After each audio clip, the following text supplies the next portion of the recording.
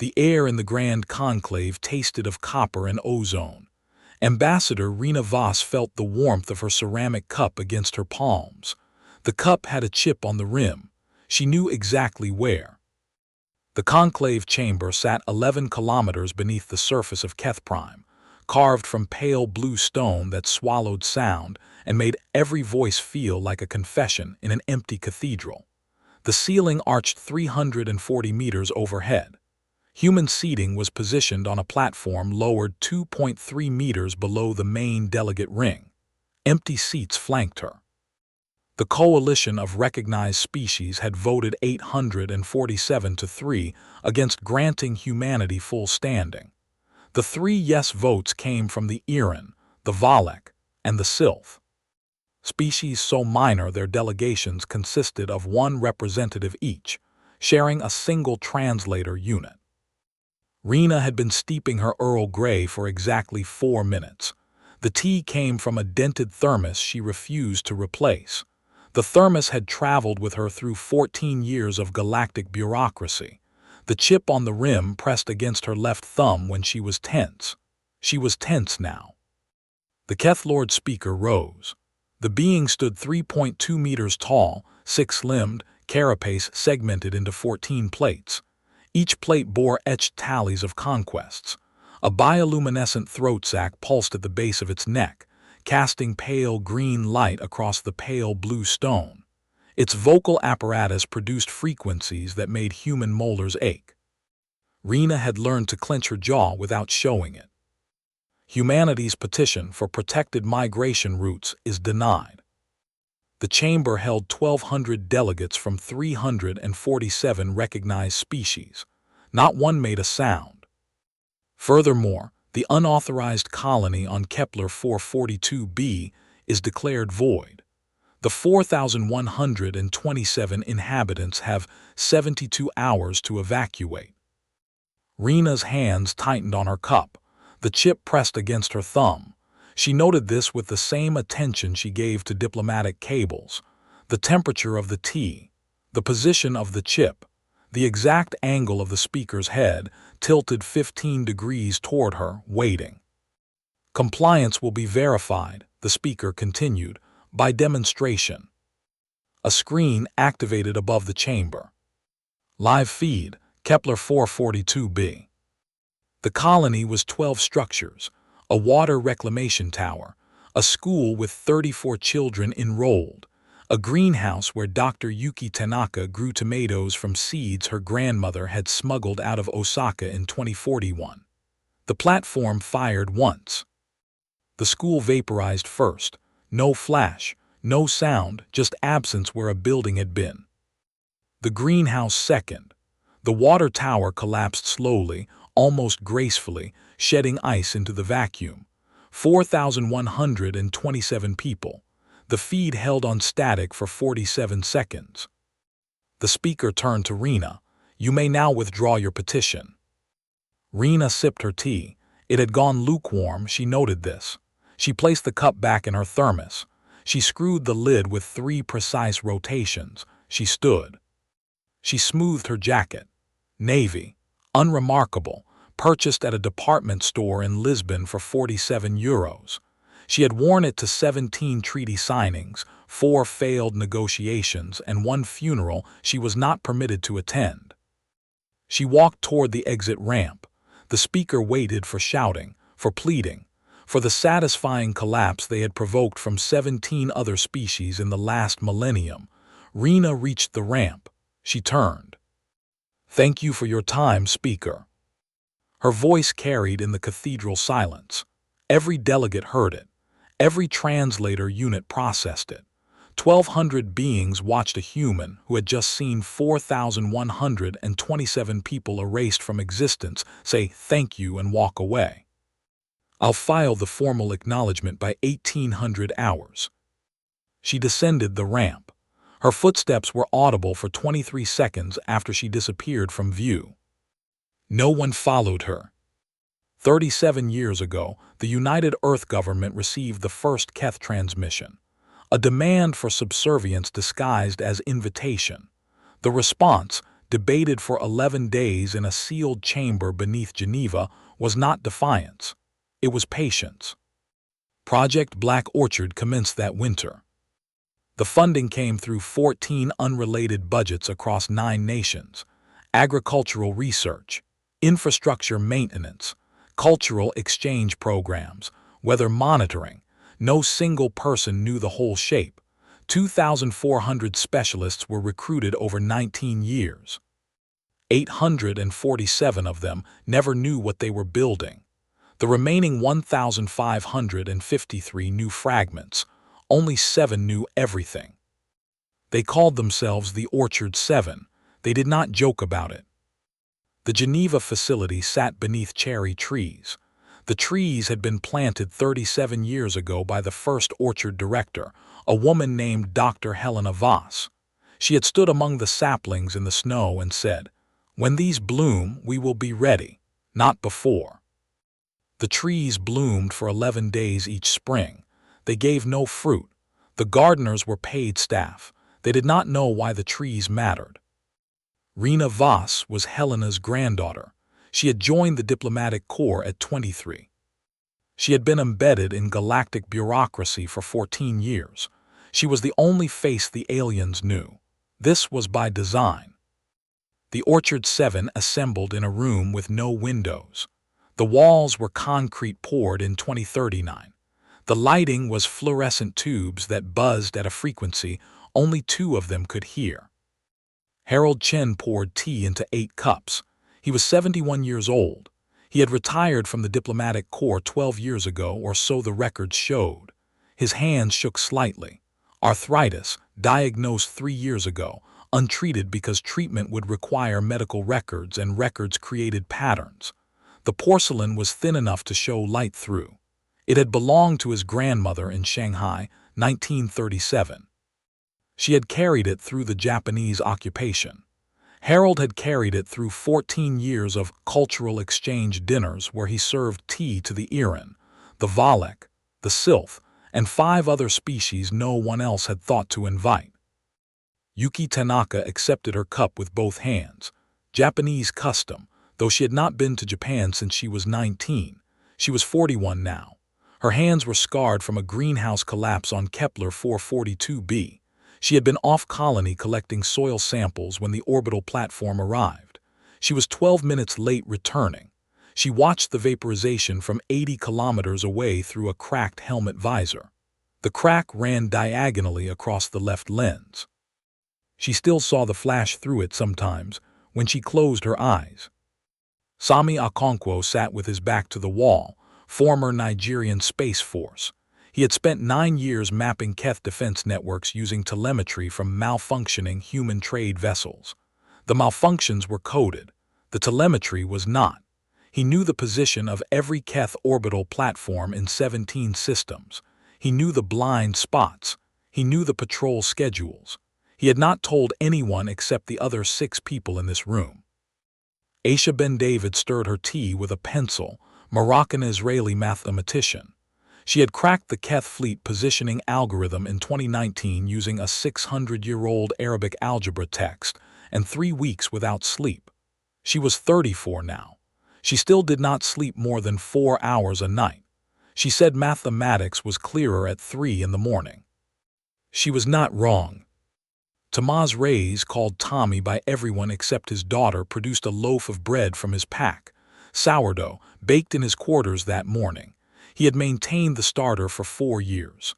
"My abuela's recipe," he said, though his abuela had never made sourdough. He did not explain. No one asked. They ate in silence. The bread was still warm. Priya Sharma did not eat. She was Indian-British, a psychologist by training, a mimetic warfare specialist by assignment. She had spent 6 years crafting payloads, ideas designed to spread, to destabilize, to make populations doubt their own stories. She had not spoken in 3 days. She was refining something. The others knew not to ask. Rena sat last. She placed her thermos on the table. The chip on the rim caught the fluorescent light. 4,127, she said. No one answered. The number hung in the air like smoke. They gave us 72 hours, Rena continued. They took 47 seconds. The feed held on static for 47 seconds. I counted. Harold poured more tea. His hands shook. The porcelain showed light. The filing is ready, Rena said. 1,847 pages. Article 7,847 of the Conclave Accords. Systematic violation of protected species protocols. Forfeiture of voting rights and military sovereignty. Every violation documented. Every violation verified. Every violation cross-referenced against Keth law. How many? Sami asked. 12,847. Sami exhaled. That's not a coincidence. It's architecture, Aisha said. She did not look up from her tea. The number is the weapon. They see it and they know we counted. They know we remembered. They know we did not forget. Tommy tore the bread. He passed a piece to Yuki. She took it with both hands. I watched them die, Yuki said. Her voice was flat. The flatness was new. It had arrived 12 minutes after she was supposed to be dead. I was collecting soil samples. The composition was wrong. I needed 3 more samples to confirm. I stayed out. I was 12 minutes late. The crack in my visor was from a fall 2 days before. I kept meaning to replace it. I kept meaning to. She looked at the bread in her hands. The tomatoes were flowering, 34 plants. The children had named them, not the plants. The tomatoes. Each tomato had a name. I don't remember any of them. Tommy reached into his pack. He produced a photograph in a plastic sleeve. The photograph showed a girl, 5 years old, feeding ducks at a pond in Colorado. The ducks were mallards. There were 7 in the frame. She named them, Tommy said. I don't remember the names. She wrote them on the back. Yuki turned the photograph over. In crayon, in a child's hand. Mr. Quack, Mrs. Quack, Baby Quack, other Baby Quack, the big one, not a duck, and Steve. No one laughed. The not laughing was important. It meant the bread mattered. It meant the ducks mattered. It meant Steve mattered. Marta is 7 now, Tommy said. She draws ducks. I have 247 drawings. They cover the walls of my quarters. I tell her I work in communications. I tell her I help people talk to each other. I do not tell her that I carry a rifle I have never fired in anger and a photograph of ducks I have never met and a loaf of bread my abuela never baked. Rena looked at the thermos, the chip, the fluorescent light. We do not have ships, she said. We do not have armies. We do not have allies with power. We have what we have always had. We have the capacity to wait. We have the capacity to remember. We have the capacity to file a receipt that our enemy was too arrogant to read. She stood, she smoothed her jacket, 47 euros, Lisbon department store. Phase 3 begins tomorrow. The coalition assembles in 72 hours. The Keth fleet mobilizes in 9 days. We move when the cherry trees bloom, not before. She left the room. Her footsteps were audible for 11 seconds. The concrete swallowed the rest. Vethro of the Iran was 247 years old. She had translated 19,000 human texts. She had read the diary of Anne Frank in the original Dutch, The Art of War in classical Chinese, Maus in English. She had found humanity's file in the Conclave archives, 3,400 pages. Most of it was violence against itself. She came to the Orchard 7 on the 3rd day. She did not announce herself. She simply appeared at the Geneva facility gate, carrying a text she had translated herself. A poem by Paul Celan, in Iran script. She had worked on it for 11 years. You are the species, she told Rena, who wrote first they came for the socialists while the socialists were still being taken. You remember before the wound. You prepare during the wound. You act after the wound has become scar tissue. I have waited 200 years for a species that understands scars. She joined without conditions. She brought 14 ships, all the Iran had. The Valak came next, 6 orbital tugs, retrofitted with mining lasers that could, in theory, cut through Keth hull plating. In theory was enough. They had one representative at the conclave. They had shared a translator unit with the Sylph for 40 years. They were done sharing. The Sylph brought 3 vessels, 12 individuals total. Their philosophy was witnessing. They did not fight. They watched. They remembered. They had watched the Keth erase 9 civilizations in the last millennium. They were tired of watching. The Korathi came with 7 ships, exiled from Keth space 200 years ago. Their grudges were architectural. They knew blind spots the Keth had forgotten they had. The Memnites brought no ships. They brought 400 individuals with perfect memory, every Keth law, every precedent, every contradiction. They could not forget. They had tried. They had been designed to remember, and they had been designed too well. The hollow ones were synthetic. 9 of them. Each contained the archived consciousness of a destroyed civilization. They brought archives the Keth thought they had erased. They brought proof the Keth thought no longer existed. The breathers of Geth brought 2 ships, ammonia-based. They could not survive in standard atmospheres. They brought medical expertise and a philosophy of witnessing. They had watched civilizations die before. They wanted to watch one survive. The unnamed brought 1 ship. They communicated only through mathematics. They brought the complete topological map of Keth Prime's defense grid. They had derived it from public transit schedules and power distribution patterns. They had not told anyone because no one had asked. 9 species, 47 ships. Against 3,291 Keth vessels at Keth Prime alone. Against 12,847 warships across 34 systems. The Memnite legal scholar, a being called Untranslatable -7, presented the strategy in a room with no windows. The fluorescent tubes buzzed. The cherry trees bloomed outside. 11 days, no fruit. The Keth Empire is bound by 14,000 laws of conquest, the Memnite said. They have violated 12,847 of them in recorded history. We will not attack their ships.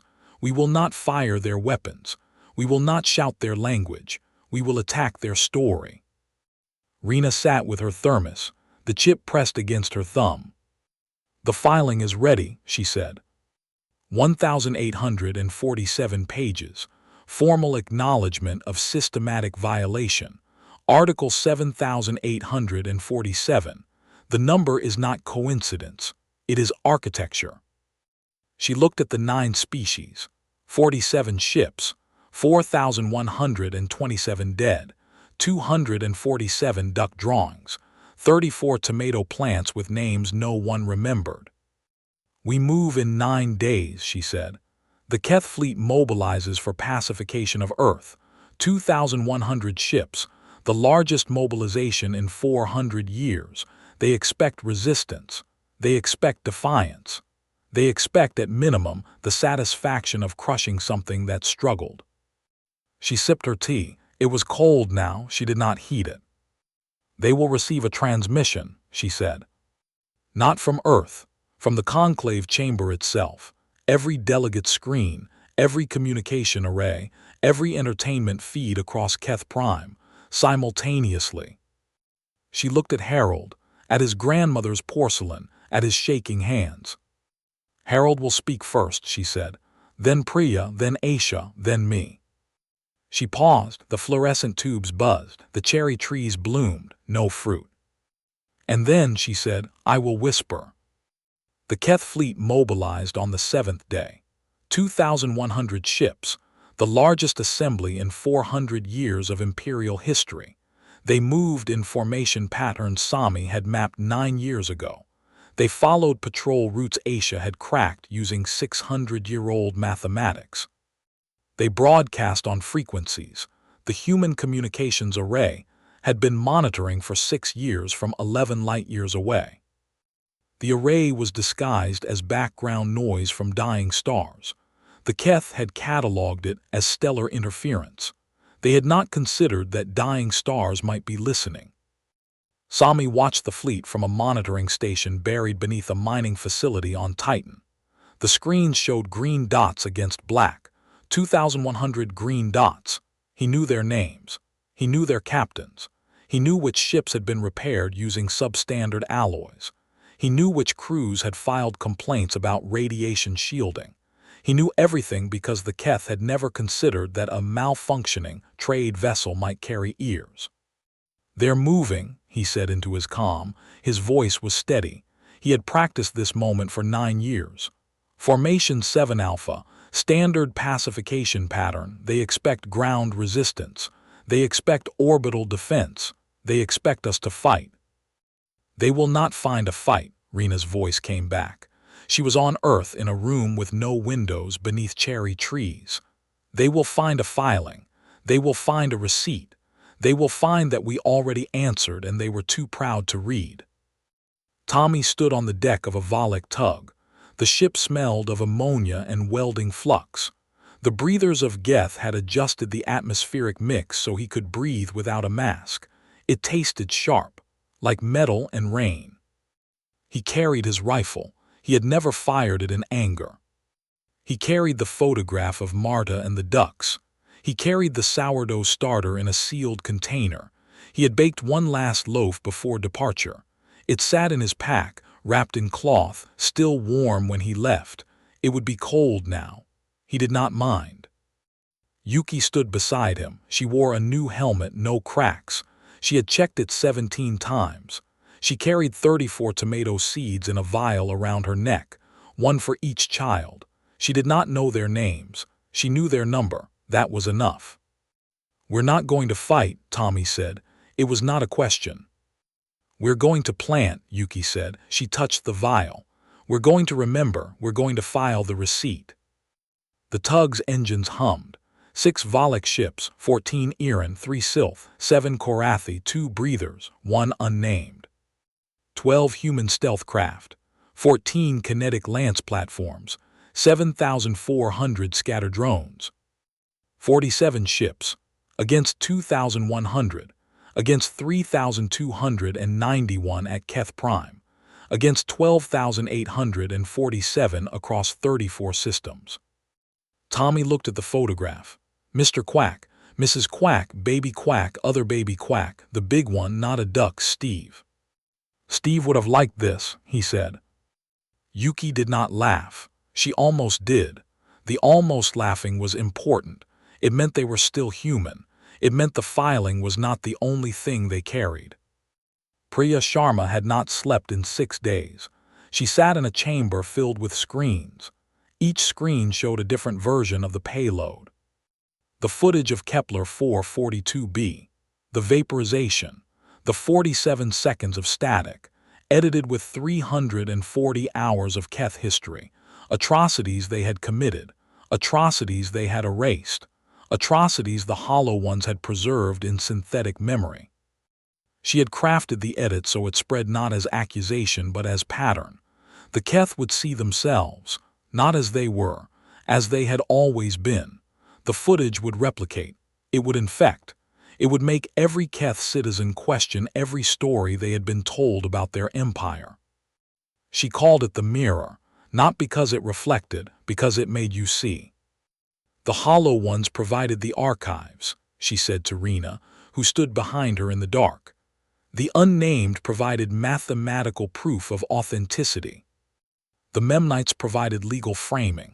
I provided the psychology. The edit is ready. The payload is ready. The mirror is ready." Rena placed her hand on Priya's shoulder. She did not speak.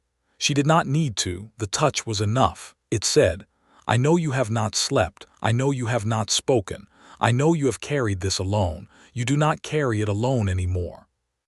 Aisha sat in a room filled with paper, not screens, paper. She had printed the Keth fleet positioning algorithm on 6,000 sheets. She had checked each sheet by hand. She had found 3 errors. She had corrected them. She had checked again. The algorithm was beautiful. It was ugly.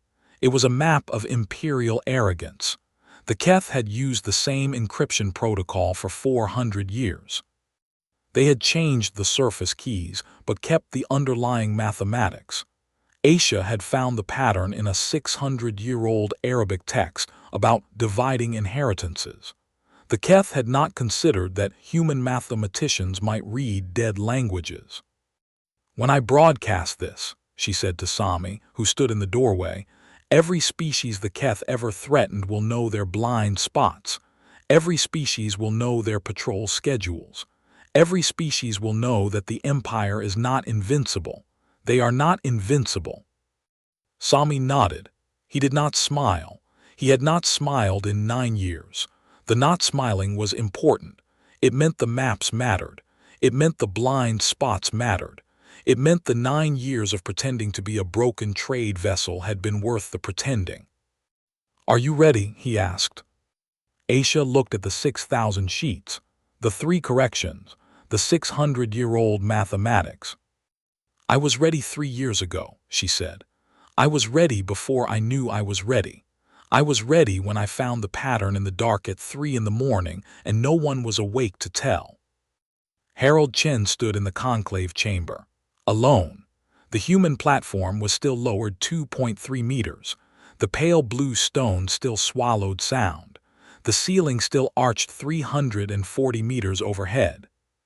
He held his grandmother's porcelain cup. The tea was cold.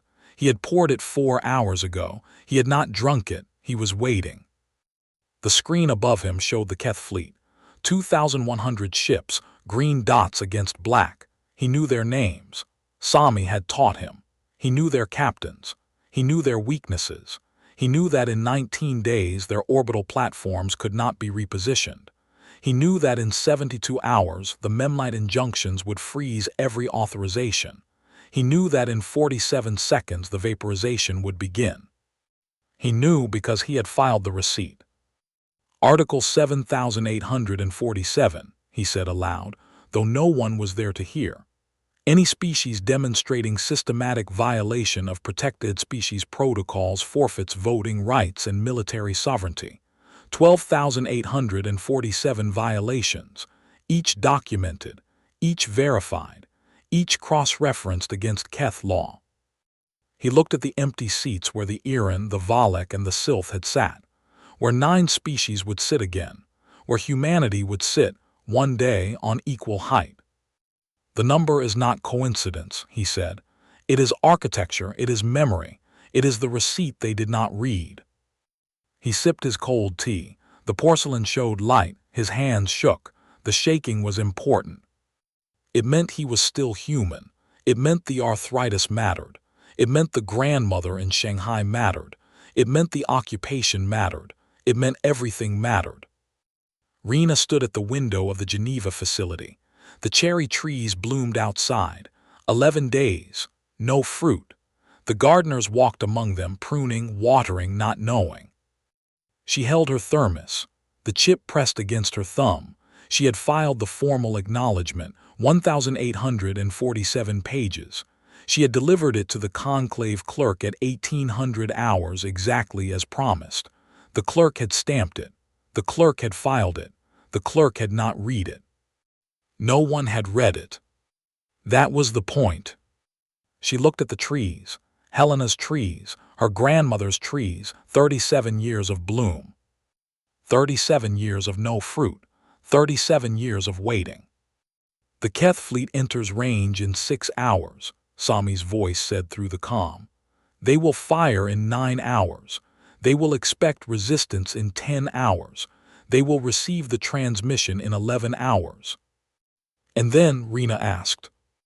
"And then," Sami said, "they will know what they are, and they will not know what to do about it." Rena screwed the lid on her thermos, 3 precise rotations.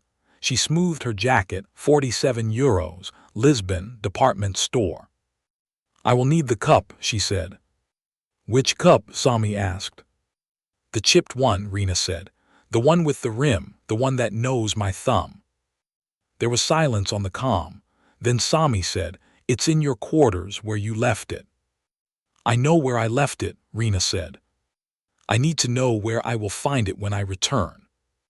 Another silence. Then, "You will return, Rena." "I will return," she said. "But I will not be the same. None of us will be the same. That is the point. That is the receipt. That is the architecture." She walked out of the facility. The cherry trees bloomed. 11 days, no fruit. The gardeners watched her pass. They did not know why she mattered. They did not need to know. Her footsteps were audible for 23 seconds. Then the concrete swallowed them. The transmission went out at 1100 hours, Keth Prime Standard. Harold Chen stood in the conclave chamber, alone on the lowered platform, 2.3 meters below the empty delegate ring. He held his grandmother's porcelain cup. The tea was cold. He had not drunk it in 4 hours. Every screen on Keth Prime activated simultaneously. Delegate screens, communication arrays, entertainment feeds, public transit displays, restaurant menus, the screen in the speaker's private quarters, the screen in the clerk's office where Rena's filing had been stamped and filed and never read. Harold appeared on all of them, 71 years old, shaking hands, porcelain thin enough to show light through. Article 7847 of the Conclave Accords, he said. His voice was steady. The shaking was only in his hands. Any species demonstrating systematic violation of protected species protocols forfeits voting rights and military sovereignty. He gestured. The Memnites had compiled 12,847 violations, each documented, each verified by independent observers, each cross-referenced against Keth law. The number scrolled across every screen, 12,847. The number was not coincidence. It was architecture. The speaker watched from his quarters. The bioluminescent throat sac pulsed erratically. He had presided over 847 species subjugations. He had reduced 17 species to pleading in the last millennium. He had never seen a filing. He did not understand what he was seeing. Priya's payload launched second. The memnetic design, 6 years of crafting, 340 hours of Keth history edited into 47 seconds of footage. The Kepler 442b vaporization, the school, the greenhouse, the water tower, intercut with atrocities the Keth had committed, atrocities they had erased, atrocities the hollow ones had preserved in synthetic memory. The unnamed provided mathematical proof of authenticity, topological verification. The footage could not be faked. The mathematics said so. The mathematics did not lie. The mathematics never lied. The footage spread not as accusation but as pattern. The Keth saw themselves, not as they were, as they had always been. A citizen on Keth Prime watched the feed on her kitchen screen. She saw her great-grandfather's conquest tallies. She saw the school on Kepler 442b. She saw the greenhouse. She saw the water tower shedding ice into vacuum. She saw her own children's school. She saw her own greenhouse. She saw her own water tower. She turned off the screen. She turned it back on. The footage was still there. It was everywhere. It was on every screen on Keth Prime. It was on every screen in 34 systems. The Keth saw themselves, not as they were, as they had always been. The speaker issued orders, shut down the feeds, block the signals, arrest the broadcasters. The orders went to the communication hubs. The hubs received the orders. The Memnites had filed 847 injunctions. Each injunction required 72 hours of debate. Each debate required a quorum. Each quorum required delegates. The delegates were watching the feeds. The fleet could not move without conclave authorization. Authorization was procedurally frozen. 2,100 ships held position. Their engines idled. Their crews waited. Their captains watched the same footage on their bridge screens. No engines fired. No alarm sounded. No one moved. Asia's broadcast went third. The complete Keth fleet positioning algorithm, broadcast in full to every species in the galaxy. Defensive formations, blind spots, patrol schedules, reliance on orbital platforms that could not be repositioned in less than 19 days. The information entered the galactic consciousness like a virus. Every species the Keth had ever threatened now knew exactly how vulnerable the Empire was. The Korathi knew the blind spots they had waited 200 years to learn. The Irin knew the patrol routes they had lost ships to for centuries. The Valek knew the hull weaknesses they had suspected but could not prove. Every species downloaded the data. Every species shared it. Every species looked at the Keth Empire and saw not a wall but a map, not a fortress but a schedule, not an empire but a filing that had never been read. Vethro stood on the Irin bridge, 14 ships, all the Irin had. She watched the Keth fleet hold position on her screen.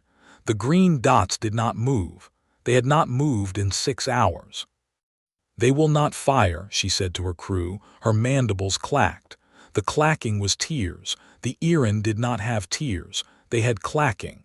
Not because they cannot, because for the first time in 4,000 years they do not know what they are. She turned to her navigator, a young Irin, 70 years old, who had never seen a Keth ship hesitate. "This is what humanity taught me," Vethro said. "You do not need to destroy the Empire. You need only make the Empire see itself. The mirror is cruel. The mirror does not lie. The mirror shows you what you have always been and asks if you are proud." The navigator did not answer. The navigator was watching the screen. The Keth fleet still held position, 2,100 ships, the largest mobilization in 400 years, waiting for authorization that would not come, waiting for a story they could no longer tell themselves. Rena stood in the conclave chamber. The human platform was still lowered 2.3 meters. The pale blue stone still swallowed sound. The ceiling still arched 340 meters overhead. The empty seats still flanked her, but the Irin seat was not empty. The Valek seat was not empty. The Sylph seat was not empty. 9 species sat in seats that had been empty for decades. She held her thermos. The chip on the rim pressed against her thumb. The tea was Earl Grey. She had steeped it for 4 minutes. It was lukewarm now. She did not mind. The Keth Lord speaker stood above her, 2.3 meters above. The bioluminescent throat sac pulsed.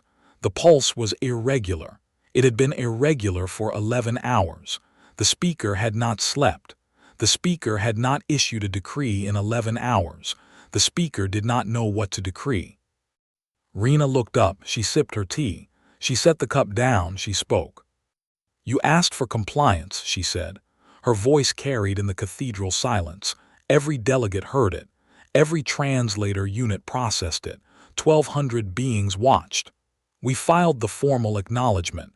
It was 1,847 pages. You didn't read it." She sipped again. The tea was cold now. The chip pressed against her thumb. She did not look at the speaker. She looked at the empty seats that were no longer empty. She looked at the 9 species who had joined her. She looked at the 47 ships that had carried them. She looked at the 4,127 dead who had brought them here. "Page 1203, she said. "Paragraph 7, subsection 4. In the event of unprovoked aggression against civilian populations, signatories reserve the right to whisper." She looked up. 2.3 meters, the speaker's carapace, the 14 plates, the conquest tallies, the bioluminescent throat sac that pulsed and did not know how to stop. "So we whispered," she said. She paused. The pause was 11 seconds. She counted. She had learned to count from her grandmother, who had planted cherry trees in snow and waited 37 years for bloom. "Oops." The line transmitted. It replicated. It became the most shared phrase in galactic history within 47 hours. On Keth Prime, a citizen heard it and laughed. The laugh was wrong. The laugh was right. The laugh was the sound of an empire hearing itself for the first time. The vote came 11 months later. The conclave chamber, pale blue stone, 340-meter ceiling. The human platform was raised to equal height, not lowered, not 2.3 meters below, equal. The vote was 9,847 to 3. The 3 no votes came from the Keth delegation. They attended. They were diminished. They did not meet Rena's eyes. They sat in seats that had once commanded the chamber and now were simply seats. Rena wore the same jacket. Navy, unremarkable, €47, Lisbon department store. She had worn it to 17 treaty signings, 4 failed negotiations, 1 funeral she was not permitted to attend, and 1 vote that changed the galaxy. She held a new cup, no chip, she could not replace the old one. It sat in a case in her quarters. The new cup was porcelain, thin enough to show light through. Harold had given it to her. His grandmother's set had 8 cups. He had given her the last one. The tea was Earl Grey. 4 minutes. The steam rose. She watched it rise. Harold's cherry trees bloomed in Geneva. 11 days. No fruit. The gardeners pruned and watered and did not know why the trees mattered. Rena walked among them. The blossoms were white. They fell like snow. They fell like the snow her grandmother had stood in 37 years ago. She touched a branch. The bark was rough. The branch was thin. It would not bear fruit. It had never borne fruit. It would never bear fruit. That was the point. Tommy stood on Kepler 442b. The colony was gone.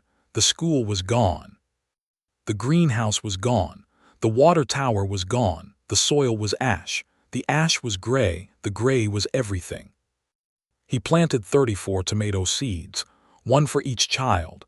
He did not know their names. He knew their number. He pressed each seed into the ash with his thumb. The ash was warm. The ash was dead. The seeds were alive. He built markers from the greenhouse frame. The frame was twisted. The frame was black. He straightened what he could. He hammered what he could. He inscribed, "They were here. They grew things. They are remembered." He added Marta's photograph. Number 247, the most recent. Marta at 7, missing 2 front teeth, holding a drawing of 7 ducks. Mr. Quack, Mrs. Quack, Baby Quack, other Baby Quack, the big one, not a duck, Steve. He placed the photograph under a fragment of transparent aluminum from the water tower. The fragment was cool. The fragment was sharp. It would protect the photograph from the ash. It would protect the ducks from the gray. When he left, 9 species had added their own memorials. The Erin contributed a poem, in a language no human spoke. Vethro had translated it. It took her 14 hours. The poem was about waiting. The poem was about bloom. The poem was about fruit that never came and still mattered. The hollow ones left a data crystal, 12,847 seconds of sound. Each second from a different civilization they had archived. Each second a voice that had been erased and was now remembered. The crystal hummed when touched. The hum was not music. The hum was not speech. The hum was the sound of not being forgotten. The unnamed left an equation, carved into the transparent aluminum. When graphed, it produced the shape of a tree with no fruit, a tree that bloomed for 11 days each spring, a tree that waited 37 years to become ready. Rena stood in the conclave chamber. The platform was equal now. The Keth delegation sat across from her. They did not meet her eyes. They had not met her eyes in 11 months. She spoke, not to the chamber, not to the Keth, to the 9 species who stood with humanity, to the memory of the 4,127 who did not live to see this. "We are not the species that shouts," she said. "We are not the species that forgets. We are the species that plants orchards we will not live to see fruit, that writes diaries in hiding, that teaches our children to name ducks, that knows the weight of a chipped cup, the temperature of cooling tea, the exact number of steps to the exit ramp." She drank. The tea was Earl Grey. 4 minutes. The steam had stopped rising. The tea was cool now. She did not mind. "You thought you were killing a colony," she said.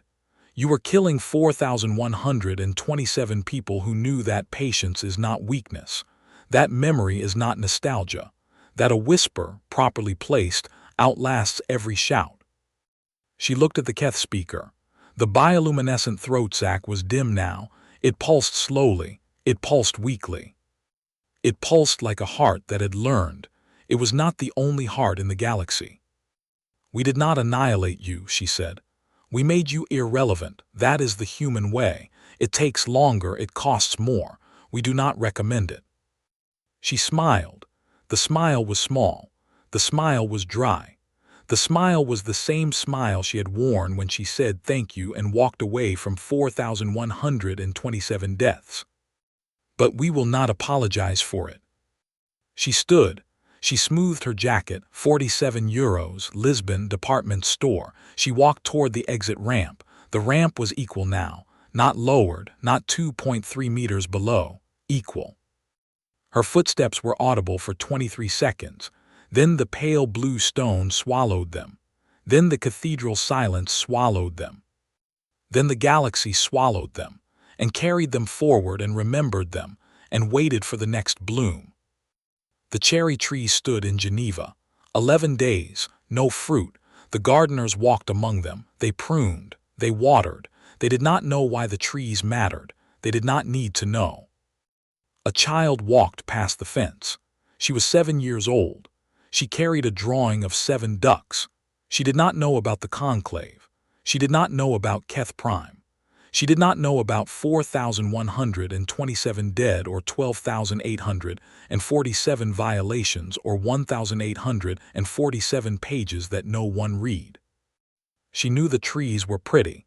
She knew the blossoms fell like snow.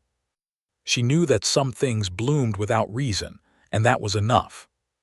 She pressed her face against the fence. She watched a petal fall. It landed on the grass. It did not make a sound. The not making a sound was important. It meant the bloom mattered. It meant the waiting mattered. It meant the no fruit mattered. The child walked on. The petal stayed. The trees stood. 11 days, no fruit. The gardeners pruned. The gardeners watered. The cherry trees bloomed and fell and waited for the next spring and the next and the next, because that was what they had been planted to do, and that was enough, and that was everything. A thermos sat in a case in a room with no windows. The rim was chipped. The chip pressed against nothing now. The thermos was empty. The Earl Grey was gone. The 4 minutes had passed. The steam had risen and fallen. The case was locked. The key was lost. The thermos waited. It would wait forever. It had already waited 37 years. It could wait 37 more. It could wait until the cherry trees bore fruit. It could wait until the galaxy forgot what it had learned. It could wait until the Keth looked up and met someone's eyes and said quietly, without pulsing, without ache, without conquest tallies, simply, "We read the filing. We understand now. We are sorry." The thermos would wait. The chipped rim would wait. The €47 would wait. The navy jacket would wait. The 23 seconds of footsteps would wait. The 4,127 dead would wait. The 7 ducks would wait. Steve would wait. Everything would wait. That was the point. That was the architecture. That was the receipt. The petal on the grass did not move. The child was gone. The fence was cold. The trees stood and bloomed and fell and waited, because that was what humanity had planted them to do, and humanity was patient, and patience was not weakness, and the waiting was the weapon, and the bloom was the victory, and the no fruit was the point.